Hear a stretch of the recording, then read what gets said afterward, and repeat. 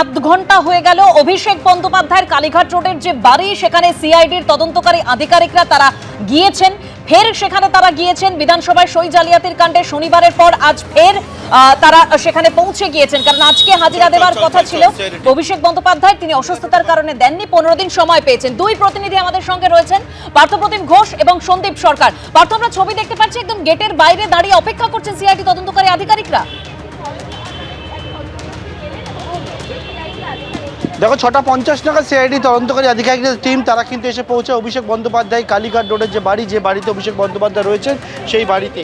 এবং দেখাতে বলবো আমার সহকর্মী যে বিষয়টা সেটা হচ্ছে দীপ্তেন্দুকে, সেটা হচ্ছে যে 5:50 নাগাদ এখানে সিআইডির টিম যখন এসে পৌঁছায়, আসার পরবর্তীকালে এখানে সিআইডি টিমের সদস্যরা তারা কিন্তু 5:50 থেকে অপেক্ষা করে রয়েছেন।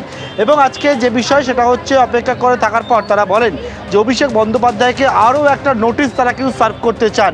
এবং সেই বিষয়ে একেবারে বাড়ির ভেতর থেকে বলা হয় যে অভিষেক বন্দ্যোপাধ্যায় অসুস্থ। তখন সিআইডি টিমের সদস্যরা জানান যে তারা গিয়ে সাইন করিয়ে আনতে চান। এবং এর পরবর্তীকালে বাইরে তাদেরকে অপেক্ষা করতে বলেন, যে বাড়ির ভেতরে যারা ছিলেন তারা। সিআইডি টিমের সদস্যরা 5:50 থেকে বাইরে একেবারে বসে অপেক্ষা করেন। এই মুহূর্তে একেবারে অভিষেক বন্দ্যোপাধ্যায় কালীঘাটের রোডের যে বাড়ি, সেই বাড়ির সামনে, বাড়ি এবং অফিস সেই বাড়ির সামনে কিন্তু দাঁড়িয়ে রয়েছেন। এরপর কিছুক্ষণ আগেই একজন বাড়ির ভেতর থেকে বেরিয়ে এসে তিনি বললেন যে কালকে সিআইডিকে আসার জন্য, কারণ আজকে অভিষেক বন্দ্যোপাধ্যায় তিনি কিন্তু সাইন করতে আসতে পারবেন না।